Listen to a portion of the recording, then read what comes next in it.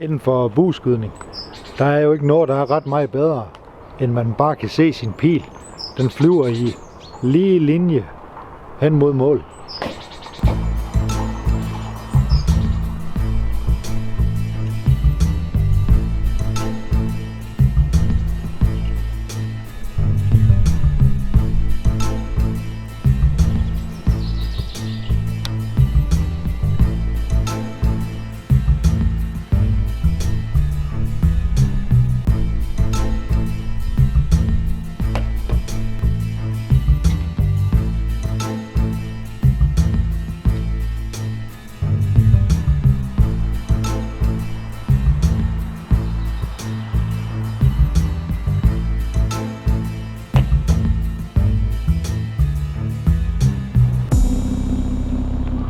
Det vi skal snakke om i dag, det er barskafttuning. Og der var en abonnent, der spurgte, om ikke jeg kunne lave en video omkring tuning. Og det var noget specifikt omkring fixed crawl. Men altså, jeg skyder jo ikke fixed crawl lige for tiden. Så derfor har jeg sådan set tænkt mig bare at snakke om i al almindelighed. Og men der er jo sådan set heller ingen forskel på tuning i forhold til fixed crawl og så i al almindelighed. Så jeg skal prøve at gå ned og kigge på dem her. Jeg har lige skudt 2 skud hernede, og så kan vi lige prøve at se, hvad vi kan læse ud af dem der.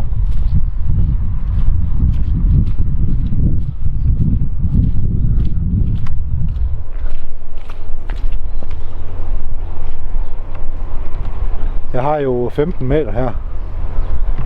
Så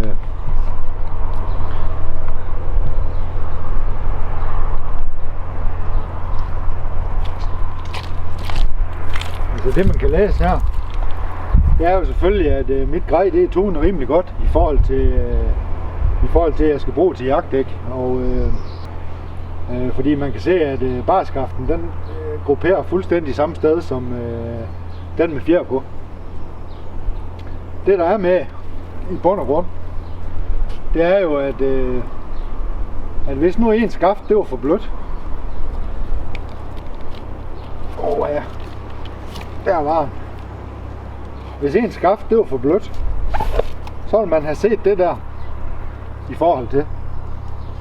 Hvis nu ens skaft her det var for stivt, så ville man have set det der.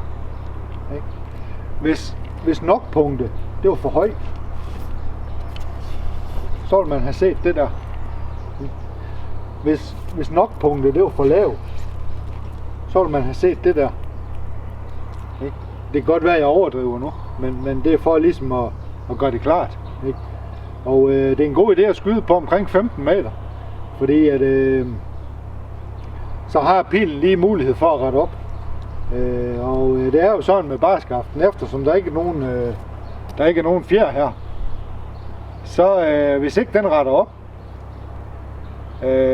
kort efter buen, jamen så kommer den ikke til at rette op overhovedet. Så kommer den til at se skæv. Ikke? I forhold til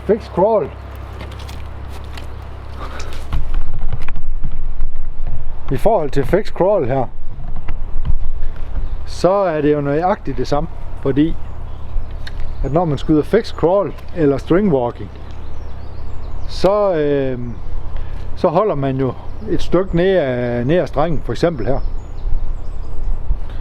Og det jeg lige fortalte før, det er fuldstændig det samme. Der er ingen forskel. Det eneste forskel der er, det er at man kan risikere, at ens nokpunkt, det skal være højere. Min erfaring den siger mig ligesom, at jo længere man kravler ned ad strengen her, så får man altså brug for at få sit nokpunkt højere op. Men det giver helt sig selv, fordi når man laver barskaft-metoden, hvis ens nokpunkt det skal højere op, jamen altså, så vil man jo få en indikering med nokken nedad over på skiven. Og hvis nu nokpunktet det er blevet for højt, så vil man få en indikering med nokken opad over på skiven. Så det er egentlig meget simpelt.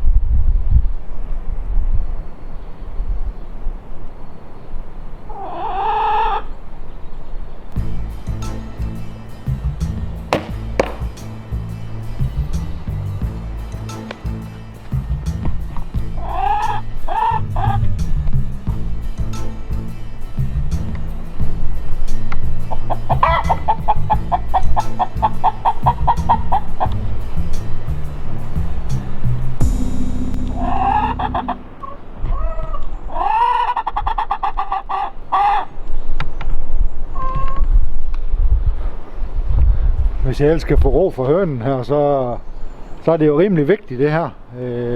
Specielt når man er på jagt, ikke? Og man begynder at sætte broadheads på. Ikke?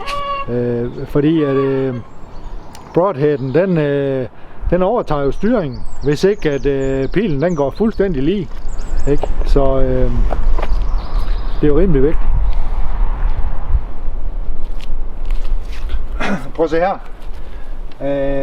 Dengang jeg forklarede før altså man har jo to muligheder, fordi at hvis nu man har en med faner på, der sidder her, og så man har et skaft, som er for blød, så kan man jo have en til at sidde sådan her, som jeg forklarede før.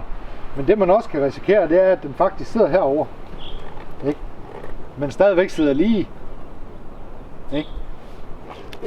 Så er skaftet også for blødt. Den kan også risikere at sidde herover, og så stadigvæk sidde lige. Men så er skaftet stadigvæk for stiv. Men hvis den sidder sådan her, så er skaftet også for stiv. Ikke? Så man har egentlig to indikeringer for det samme. Ikke? Og grunden til, at man har det her, at den kan sidde over til den ene side og stadigvæk sidde lige, det er jo simpelthen fordi, at nu når man har så høj front of center, som jeg har her, her der er måske 27%, sådan cirka, så uanset hvad, så kommer sådan en skaft her altid til at sidde lige, fordi at der er så meget vægt i fronten, at pilen den retter op, uanset om der er fjer på eller ej. Men det ændrer ikke på, at hvis den er for blød, så ryger den over til højre, ikke? Og så kommer den så bare til at rette op, og så sidder over til højre, ikke? Hvis den er for stiv, så ryger den over til venstre, og så kommer den bare til at rette op, og så sidder over til venstre, ikke? Så man har simpelthen to scenarier af hver sted. Altså hvis man ikke har særlig meget front of center, så er der god chance for, at hvis den er for stiv, den sidder sådan her. Og hvis den er for blød, ikke, og man ikke har særlig meget front of center, så er der god chance for, at den sidder sådan her. Ikke? Så det er nogle ting, man lige skal være opmærksom på. Hvis noget nokpunkter er for høj, jamen så er der god chance for, at når man har sådan en pil som den her med så høj front of center, ikke, så er der god chance for, at den ikke kommer til at sidde sådan her. Men altså den lige frem kommer til at gå under skiven i stedet for. Ikke? Og lige sådan, hvis nu nokken den er for lav, så er der gode chancer for, at den ikke kommer til at sidde sådan der, men at den kommer til at flyve helt over skiven i stedet for. Så det er nogle ting, man lige skal være opmærksom på. Og selvfølgelig igen, hvis nu man er venstrehåndet, så er det modsat. Ikke? Alt det jeg siger, det er modsat. Ikke?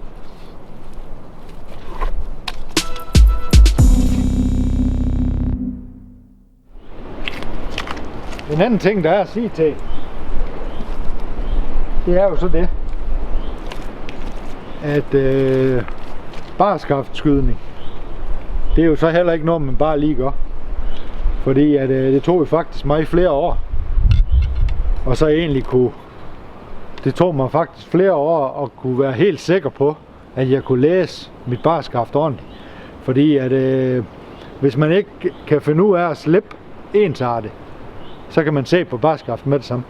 Og jeg kan huske et godt eksempel, det er, at da jeg lige startede med traditionelt der, så skulle jeg jo skyde barskaft, ikke også? Fordi det var det har jeg set på YouTube, og det har jeg læst mig til.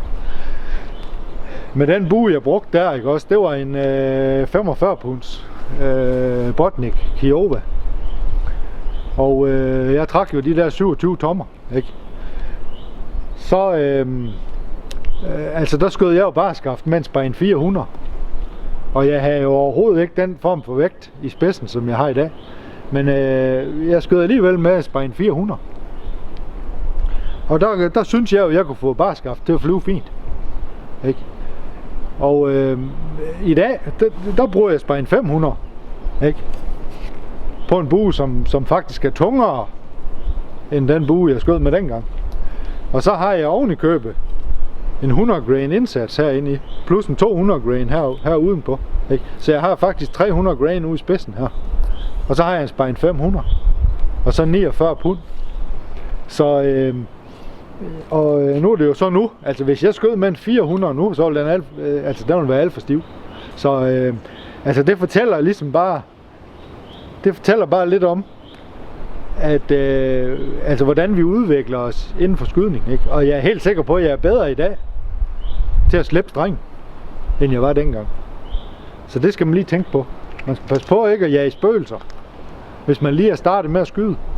Og så tror at man skal bare skaffe tuen, og så få det. Så er det sådan set bedre, at man kommer i gang med at skyde, og så bare sådan går ind i en tabel, og så finder, at jeg skal cirka have den der spejn, og jeg skal cirka have den der vægt i spidsen.